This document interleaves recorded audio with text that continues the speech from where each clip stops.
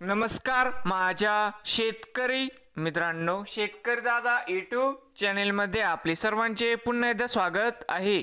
आज आपण बघणार आहे सोयाबीनचे बाजारभाव।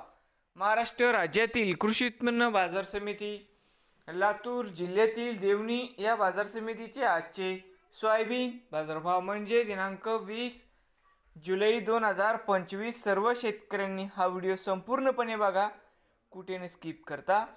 बाजार समिती देवणी या ठिकाणी आवक 12 क्विंटल, कमीत कमी 4375 रुपये क्विंटल, सरसंद्र 4375 रुपये क्विंटल, जास्तीत जास्त 4375 रुपये क्विंटल।